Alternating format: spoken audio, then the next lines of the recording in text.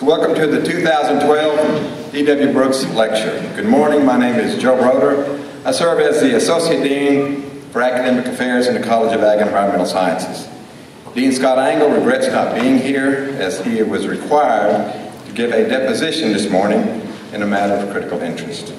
He sends his regrets and best wishes. So pleased today to have with us Dr. Michael Adams, President of the University. Dr. Adams, I believe you're here in the back. We appreciate you being here today. Let's give him a round of applause.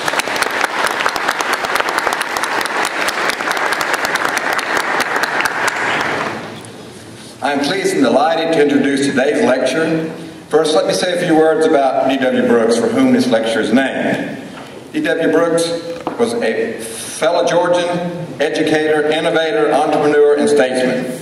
He dedicated his personal life to improving people's lives in agriculture. He has been described as the most influential and respected non-elected leader in agriculture in the nation. He was founder and chairman emeritus of Gold Kist Incorporated, advised 7 presidents on agriculture and international issues. His advice and counsel was sought after by ag leaders worldwide, and Mr. Brooks knew the risk of ag production, and in 1941 founded the Cotton States Insurance Company to provide insurance for farmers. He was the first to be inducted to the University of Georgia Agricultural Hall of Fame. He received the Distinguished Agribusiness Award from the Georgia Agribusiness Council and was named Progressive Farmer's Man of the Year in Agriculture. Had the distinct honor of meeting Mr. Brooks when he taught classes in our Department of Agricultural Economics. He was not a big man. In fact, he was a small man, sort of like some of us. But he was a soft-spoken gentleman with an undeniable vision for agriculture and a generous heart for farmers who struggled and prospered in agriculture. He truly understood the importance of agriculture in the wealth of a nation. A lasting tribute to Mr. Brooks has been this lecture series, which has attracted a U.S. President, governors, and Nobel laureates.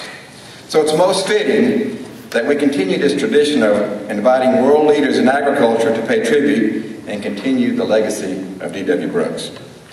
The university and college are delighted to have with us today Dr. Daniel Hillel, recipient of the 2012 World Food Prize, for many considered the Nobel Prize of Agriculture. Dr. Hillel is adjunct senior scientist at Columbia University's Earth Institute, and Dr. Adams, he is an alumnus of the University of Georgia. He devoted his life to the betterment of agriculture and the environment. Born in California in 1930, his mother moved his family to Palestine at the age of 9.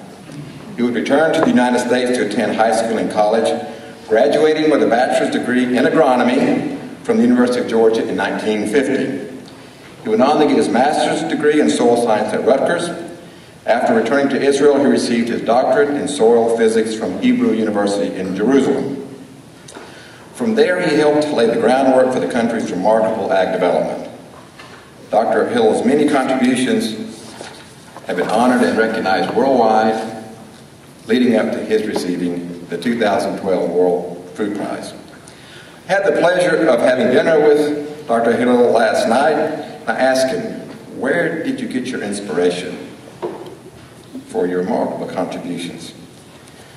He said he saw Israel, a nation and people who had settled in a desert environment, a nation that was struggling to feed its people, and perhaps also a nation of innovators and risk takers who wanted to better their quality of life. He witnessed an ag technology that involved flooding the land when water was available and hoping it would be around when the plants grew.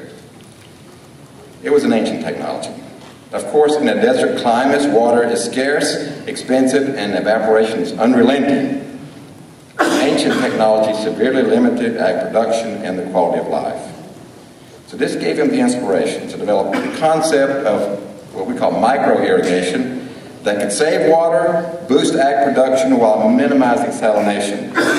In a world where water has become increasingly scarce, Dr. Hillel's innovations has allowed the deserts to bloom and the people to be fed. What a remarkable discovery. And these are important lessons that we might learn in Georgia and the United States, where we think water will always be abundant. Escorting Dr. Hillel today is his charming wife, Michal Hillel, Director of the Institute of Maritime Studies at the University of Haifa. I would ask her to please stand at this time to be recognized.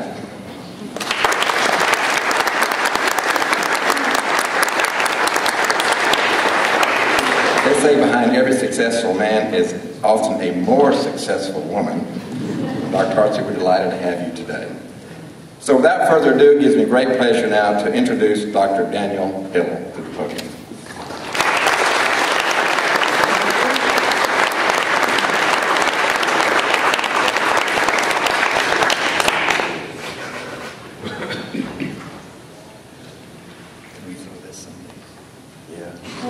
I know how to do it.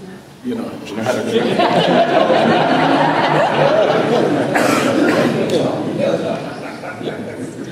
There you go.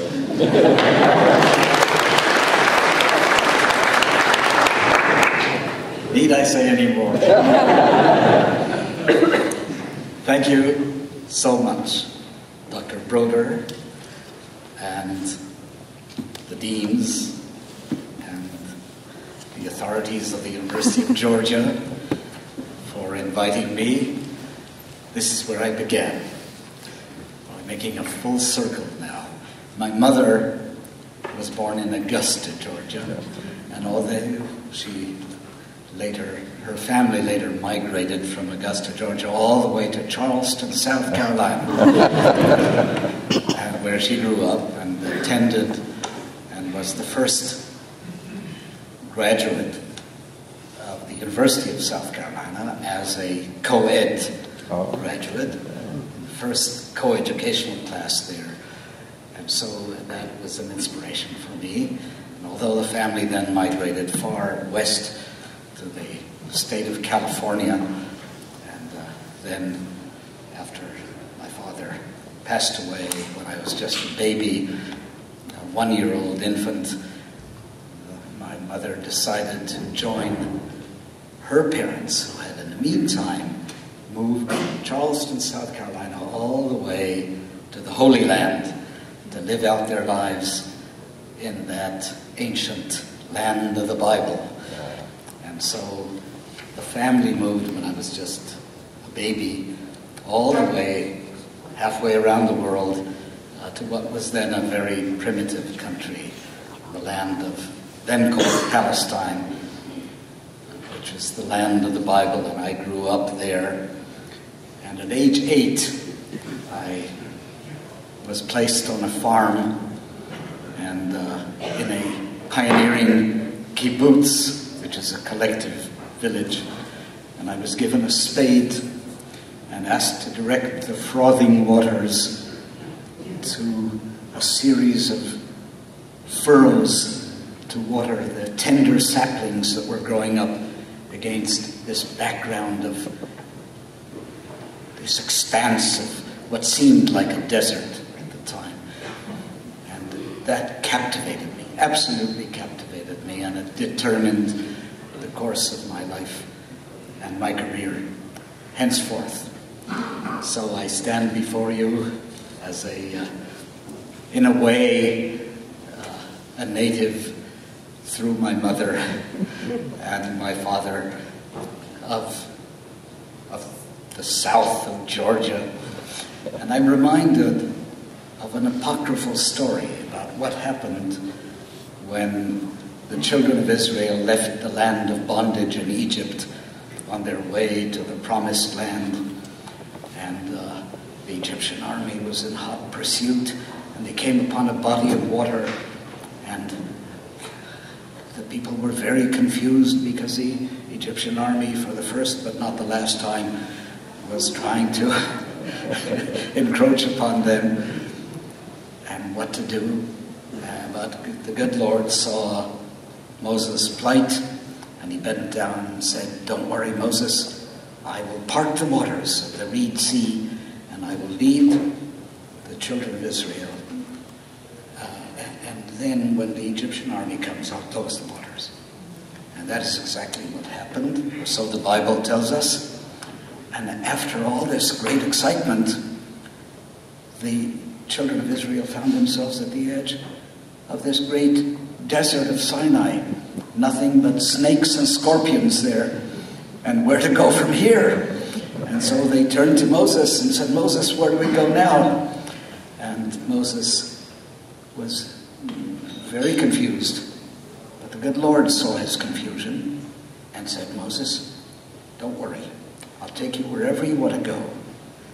Tell me where you want to go. And Moses was heavy of speech. He stammered and said, but there was no time to lose, and a decision had to be made.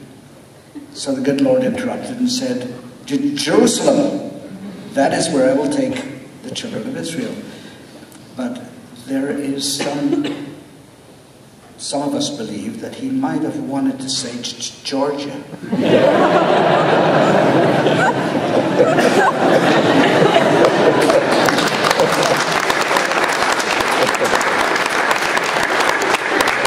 And some Israelis believe that we have been paying for this historic mistake ever since. But now we're back in Georgia, the land of my mother's birth, and where I started my education. And I'm grateful to be here, very grateful to be accorded this wonderful, warm welcome. So I begin by saying thank you. Now, to my lecture. Of the world's land area and soils, only some 25% can be regarded as suitable for agriculture. The remainder having soils that are too dry or too wet, unstable, rocky, cold, shallow, acidic, alkaline, or saline to permit the growing of crops. The actual land under cultivation, estimated to be something under 12% of the land area. Less than half of that is really cultivable, with the additional quarter used for grazing of livestock, including areas of prairie and savanna and scrub vegetation. However, any substantial expansion of cultivation would pose a severe threat to the remaining natural ecosystems and their biodiversity. We're not alone in this world. There's a panoply of life that we need to respect and preserve. Therefore, to meet the requirements of food security, there is a need to intensify production and to do so sustainably. That is to say, without degrading the resource base of soil, water, and energy, and without changing the climate for the worse. At the core of the problem lies the inexorably increasing requirements of agricultural products due to rising populations, as well as to the universal desire to achieve ever higher living standards. Consequently, our expansive population has been placing ever greater demands on the world's limited and vulnerable soil, water, and biotic resources. At the beginning of the 18th century, just 3 centuries ago, the world's population totaled less than 600 million. Since then, with infant mortality reduced and the life expectancy prolonged, the population of the world has increased more than tenfold. Although the fertility rate in many countries has been diminishing, the momentum of population growth still continues due to the increased number of young people of fertile age and the prolonged life expectancy. So world population is now projected perhaps to stabilize. We hope that it will stabilize at some 9, perhaps to as many as 10 billion by the 3rd decade of this century. That is only a projection. We do not know for sure. Another important demographic trend affecting the environment is the changing pattern of human occupation and habitation, specifically the growth of urbanization. Until the start of the Industrial Revolution, about 2 centuries ago, the majority of workers were subsistence farmers who produced mainly for their own needs and were therefore, in a way, self-sufficient. Since that time, as farm work became increasingly mechanized, the portion of the workforce employed on the farm has declined drastically.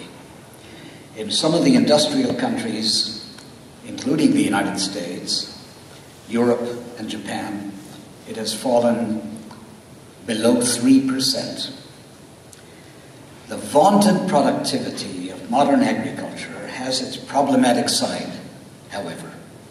Farmers, once self-sufficient, now rely on external industries for their inputs and tools, including fertilizers, pesticides, electricity, machines, and fuel to operate them.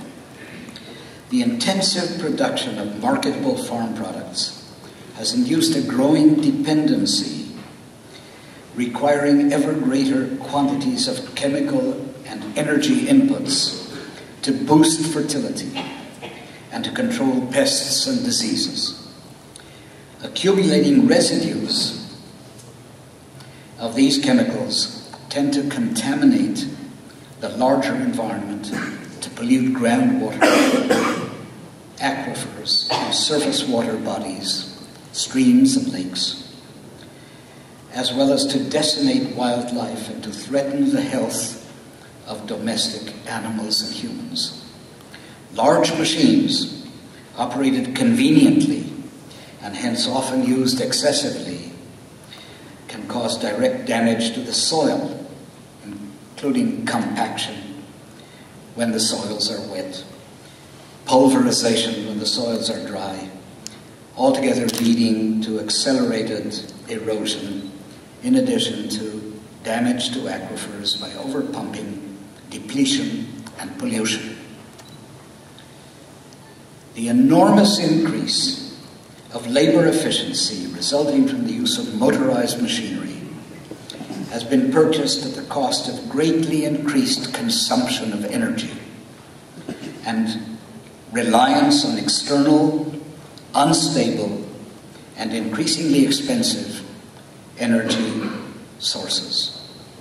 In some types of agriculture, the total amount of energy consumed in the fuel used to operate engines and to produce and supply fertilizers and other inputs actually exceeds the energy value of the products. So, while modern, mechanized and chemicalized agriculture seems highly efficient from the point of view of human labor, it is in fact inefficient in terms of energy input versus output. The growing cost of fossil fuel and recognition of the negative environmental effects of their excessive consumption must induce a change in the mode of agriculture. Much of the energy used in agriculture, for example, in intensive tillage or irrigation, is commonly wasted. The current trend toward minimum tillage or even zero tillage is a positive development, and so is the change from excessive flood irrigation to precision sprinkle or drip irrigation. Clearly, much more attention must be devoted to optimizing energy, water, nutrient, and pesticide inputs in agriculture so as to enhance economic efficiency and to avoid environmental degradation.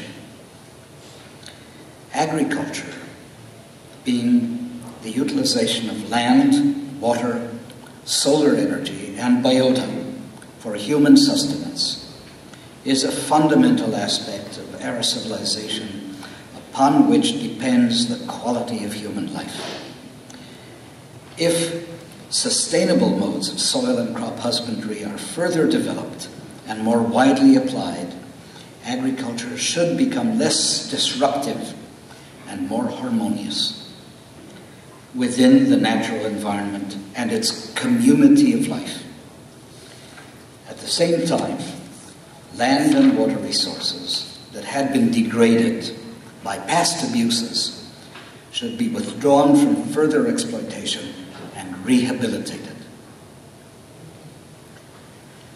The concentration of population in urban communities and the funneling of products from extensive, sparsely populated hinterlands into densely populated centers have created new problems: transportation, distribution of goods, energy use, waste disposal, as well as domestic and global climate impacts. As more and more people are moving into cities, the cities are expanding and usurping some of the best farmland. Worldwide, some 20 to 30 million hectares are being converted from farmland to urban use annually at the present time.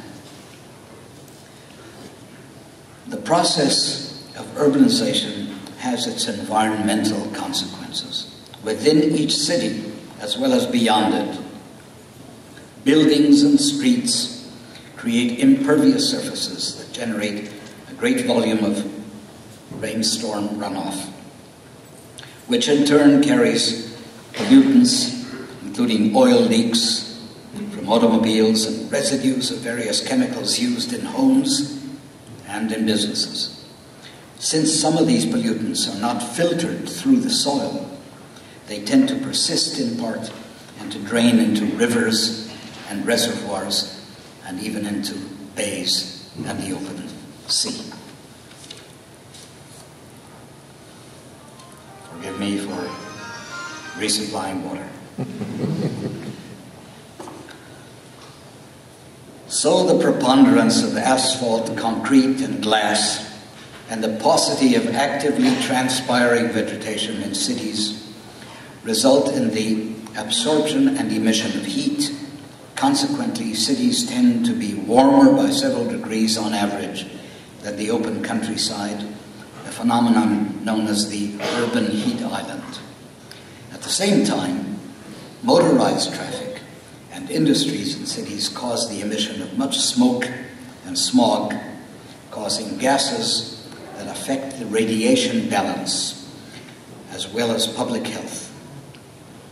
Wise city planning, therefore, allocates a goodly fraction of the urban expanse to open parks, tree-lined boulevards, and vegetated green roofs. Of the land area, constituting about 30% of the globe's surface, only about, I said before, 12% is arable. However, that proportion varies from one country to another and from one continent to another. In the Ukraine, about 57% of the land is arable. In the US, the fraction is about 19%, whereas in Egypt, it is less than 3%. The area per capita devoted to the production of grain, that is the staple food in many countries, has diminished from a fifth of a hectare in 1950 to less than a seventh of a hectare, 0.13 in 1990, and it continues to decrease. And that is attributable to population growth, to land appropriation by expanding urbanization, and to soil degradation. It is a continuing trend. By the year 2030, the area of grain-producing land per person is expected to average no more than 0.08 hectare. These trends and the prospects, emphasize the imperative to conserve the remaining agricultural land and to improve and intensify production on a sustainable basis without damage to the natural environment or depletion of its resources. That is our task. Our task as practitioners of agriculture, as custodians of the land, as teachers and as students of agriculture and the environment. Although the ongoing growth of population undoubtedly contributes to what is now acknowledged to be an environmental crisis, an even more important factor is the quality of human management of the environment. Some of the most crowded countries in the world, such as the Netherlands and Japan, have managed their environments with greater care, while others have not done so well. Profligate use of energy in industry, in transportation, and in domestic life, as well as the carelessness in the use of materials and the disposal of wastes, characterize the hasty economic, quote-unquote, progress of some rapidly industrializing countries. The results are pollution of air, soil, and freshwater resources, and even of seas. Not the least of the consequences, now recognized as global, is the threat of climate change. The dilemma of striving to satisfy increasing demands in the face of limited and in some cases dwindling resources has worried many observers ever since the famous Reverend Thomas Robert Malthus published his essay on the principle of population in the year 1798.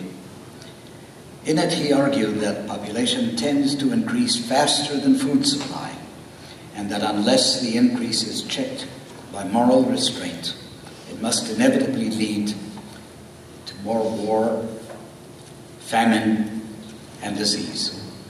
For a time, the Malthusian warning seemed exaggerated, even wrong. In the last 3 or 4 decades of the 20th century, food production grew faster than population in all of the continents except Africa. That increase, dubbed the Green Revolution, resulted from the close cooperation between plant breeders and soil scientists.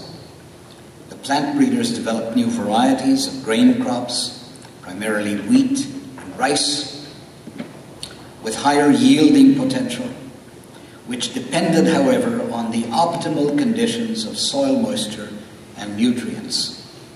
The latter were the contributions of soil and water scientists whose research resulted in the improved management of soil and water based on the optimal applications of fertilizers, soil amendments, tillage, and irrigation. Those great improvements of the last few decades, however, may not continue indefinitely. Although new methods of genetic engineering based on recombinant DNA and other innovations of biotechnology offer great promise, there are constraints to expanding production resulting from the fact that the most favorable soil and readily accessible water resources, that is to say, the easily tapped aquifers and favorable sites for damming rivers, all these have already been appropriated to a large degree. Further expansion of the area under cultivation and further diversion of water flows can only be achieved at the cost of disrupting the remaining natural ecosystems. Much of the land yet unutilized is marginal in terms of its potential and highly vulnerable to degradation by such processes as erosion, compaction, organic matter and nutrient depletion, pollution, salination, desertification, and loss of biodiversity. A major constraint to increasing production is the rising cost of fuel. Mechanized agriculture is highly energy consumptive.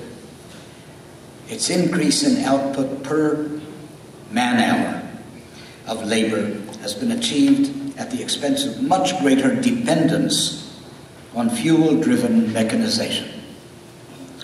When the cost-benefit ratio is calculated in terms of energy input and output, the energy balance of modern agriculture is in many cases, in too many cases, negative. With the rising cost of energy, that mode of agriculture may be unsustainable, economically and ecologically.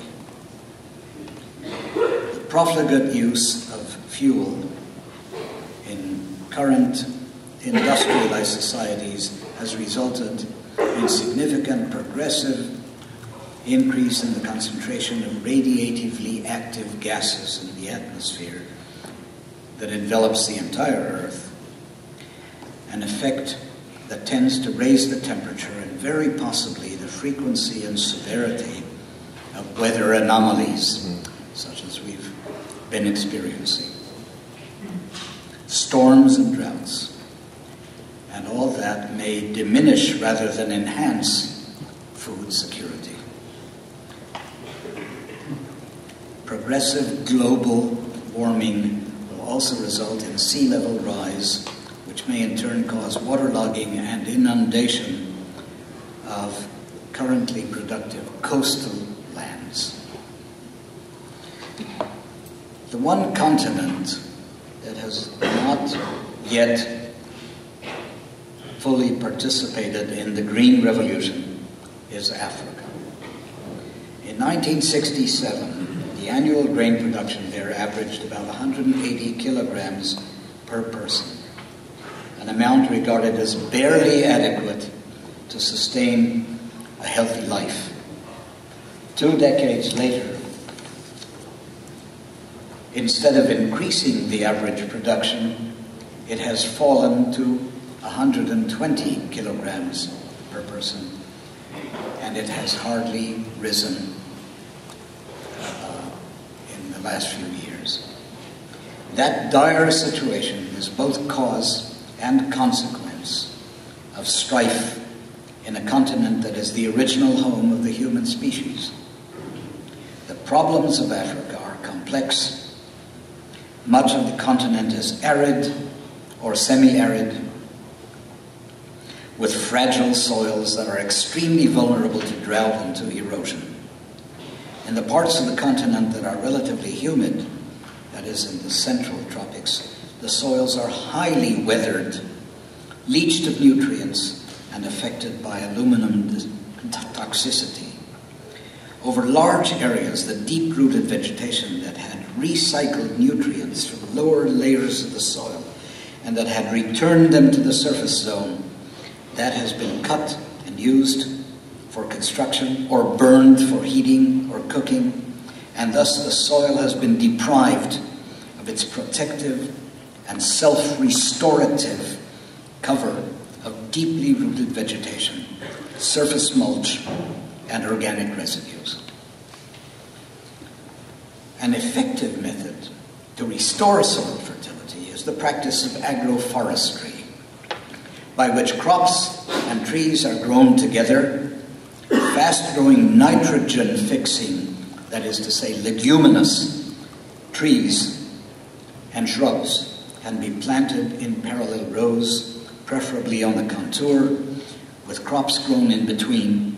The tree rows act as nutrient pumps, improving soil fertility and providing forage as well as firewood, while the crops grown between those rows provide food for subsistence and local marketing. In some cases, the tree rows are cut down every few years for timber and fuel, and their strips are rotated with alternating cropping strips. So there are methods to improve rather than degrade the productive environment. Much more can be done to improve the efficiency and sustainable utilization of soil and water resources, both in rain-fed and in irrigated farming. modern methods of low-volume, high-frequency irrigation can be applied to smallholder farms using inexpensive, locally fabricated equipment. Investments are needed, however, in the application of science to the enhancement of food production while protecting the environment and helping to mitigate the portending change of climate. There is an old adage concerning the difference between the clever and the wise. The clever are those who are able to extricate themselves from situations that the wise would have foreseen and avoided from the outset. Now, however, it seems that our short-sighted cleverness as a species has gotten us into a quandary that mere cleverness can no longer resolve. Wisdom is now needed more than ever before. The wisdom we need can only be developed through interdisciplinary research, education, and active international cooperation in the protection and the judicious utilization of our shared environment and its vulnerable resources. The ultimate purpose of environmental activity should be to ensure that each generation bequeath to its successors a world that has the full range of natural wealth enhanced insofar as possible, and the richness of human potentialities that has received from its predecessors. That range encompasses the land, its soil, its waters, its atmosphere, its energy resources, its raw materials, as well as its multifarious and synergistic forms of life. Present yields in many areas are much, much below potential. Where they can be enhanced substantially, there should be no need to claim new land and to encroach further upon natural habitats and their biodiversity. The possibilities for developing intensive, efficient, and sustainable agriculture can obviate the need for the widespread cultivation and grazing of marginal lands, thus allowing natural habitats to regenerate.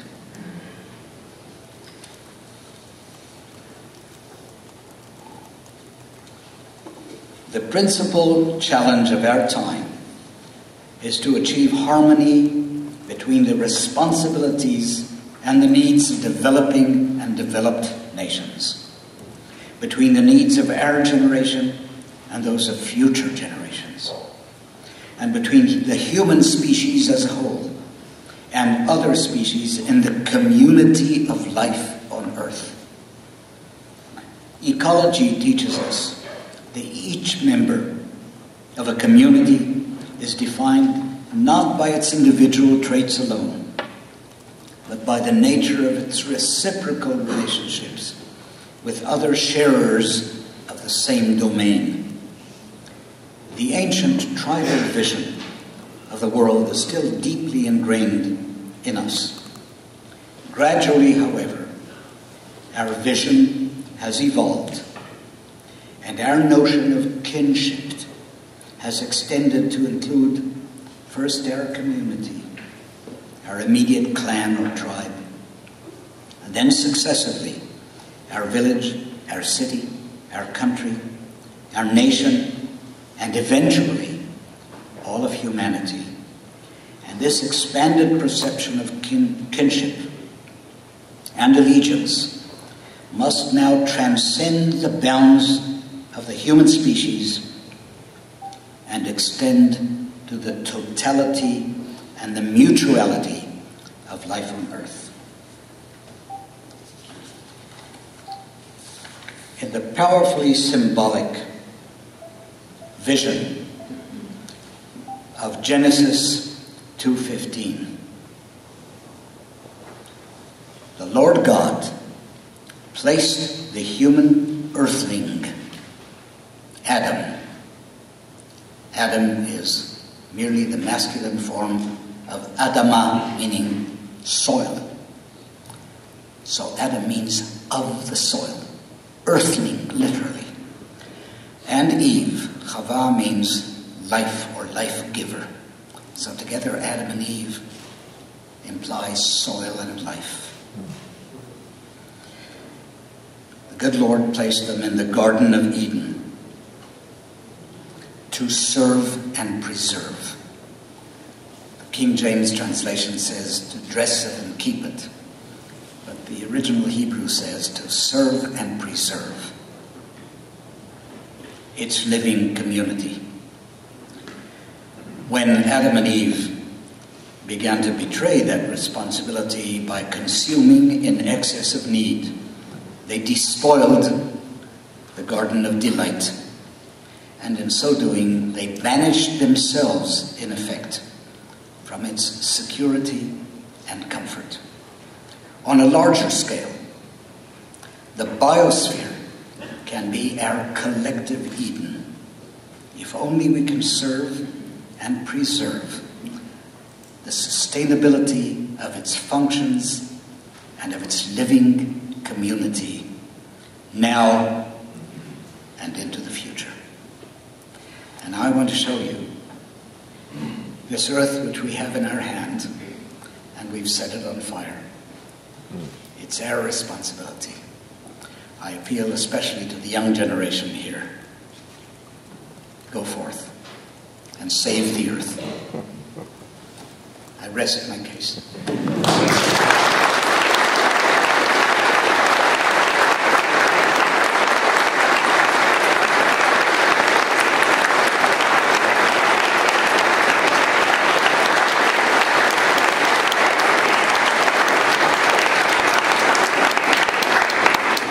Thank you, Dr. Hillel. That was wonderful. We do have time for questions. Questions for her? Or answers. Answers.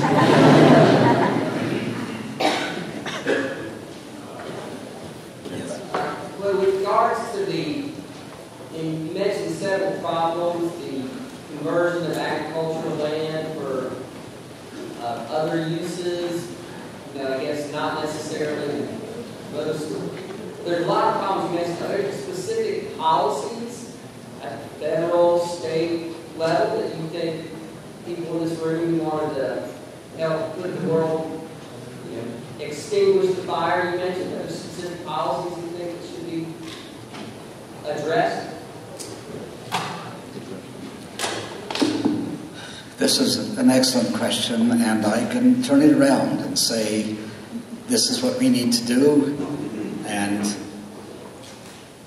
each of us must seek individually and collectively what we can do in the common cause. This is especially important in the relationship in an educational institution and a research institution in which professors, older people, educated, learned, interact with young people. This is our charge. Of course, I don't know all the answers, but I know and have tried to state what the needs are. And I stand ready to interact with all of you, but essentially, I'm raising the question that is common to all of us, and that we all need individually and collectively to answer. We are the seat of learning here and of research, the fount of knowledge, and the inspiration for all practitioners out in the field. And so, together, we must find better ways. It's a process. There's no magic formula. There's no simple answer. The world is complex, but it is a process that we need to engage.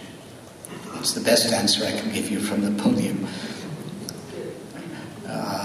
There is, by the way, a Talmudic story about an ignorant man who approached a learned rabbi of the time. His name happened to be Rabbi Hillel. By sheer coincidence. Hillel, by the way, I don't know if I deserve the name, but it means praiseworthy. You know the word hallelujah. Yah is short for Jehovah or Jehovah. Hallelujah means give praise to Jehovah. And by the way, the word Jehovah is very interesting because it's a combination of the three tenses of the verb to be. Yah, was, is, and shall be. So the task that has always faced humanity and continues to face humanity and shall into the future is the task of responsibly managing the resources that are given to us. And there is no simple answer. We need to seek the answer. Actively. Yes. I think we have time for one more question, maybe two more questions at the most. We do have to get Dr. Hillel to the President's home at 12 o'clock, so we will have to wrap this up in just a second. You're not talking about Obama. That's later. A question right here. Sir, if you'll please stand. Thank you for a great talk. I was just wondering if you had any comments on the issue of the competition posed by biofuel production. Yes. In terms of the competition it poses on use of land, Yes. land for food production, especially in the United States and Western part of the world. Yes, yes. Very topical and very delicate issue, the diversion of agricultural land and agricultural production from food to biofuels. And the answer is not, I do not have a simple answer to it. The required answer in any case is to greatly improve the efficiency of energy use, to economize in the use of energy, the way we utilize energy and dispose of the product of energy use, which is the polluting substances, mainly carbon dioxide, but others as well, nitrous oxide, methane, and so on. This is a task, improving the efficiency of energy use, the way we achieve our production, the way we till the land, for example. We can minimize tillage greatly, and in so doing enrich the soil. The way we drive our cars, the way we heat our homes, everything can be done so much more efficiently.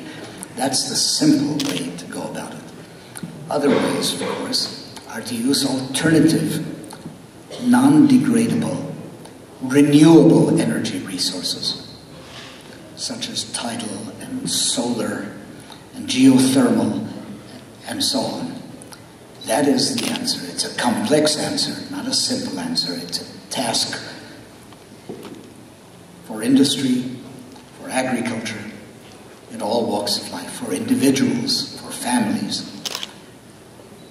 It's a responsibility. Thank you for asking the question. I hope you help to find the answer. Let's have a question over here. Sir, if you please stand. I appreciate your talk and the educational component to it. If we're not able to limit ourselves and economize our energy usage, what are our considerations, or have you considered population control and questions concerning that? Yes, well, population control is evidently being achieved without coercion in many countries.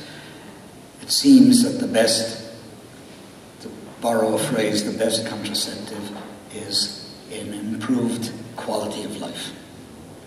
That prosperity brings about, of itself, the control of population growth. And that the greatest population growth occurs where the countries are poorest. Take some of the countries in Africa, for example. Take Egypt, for example. I happen to know the exact statistics for Egypt. Early in the 19th century, there was a census, the first modern census of population in Egypt. And the population then was published in 1805. The population of Egypt was under 3 million. It was 2.75 million. What do you think it is today? You want to guess? Say? About 85. About 85. Yes. It's approaching 90, and it's projected to approach 100 million unless population control somehow is achieved, and not achieved by decree or by coercion, but by a process of development. Prosperity, apparently, is the best way to achieve a higher quality of life as well as control of population growth. So that's a major task. I only gave Egypt as an example. I didn't mean to single out that country, but it is representative of many other countries in the developing world where population growth should be a cause of concern and curtailed to the extent possible, and if possible at all, without coercion, without any kind of totalitarian control. That's not what I'm applying, but by a process of improved quality of life.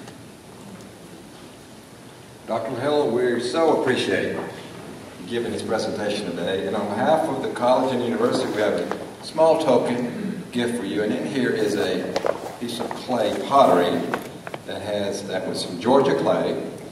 And it has in there some grass seeds that were developed in Tifton that I think revolutionized the turf industry in the world. So it's a special gift. We want you to have this and take this back with you. And again, we thank you for your presentation. Let's give them a round of applause.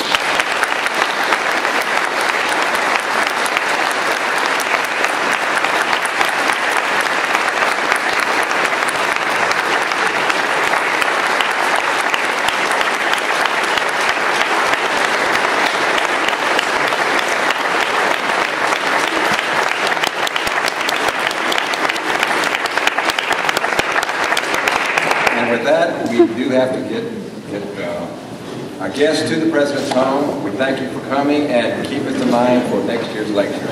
Thank you. Thank you so much.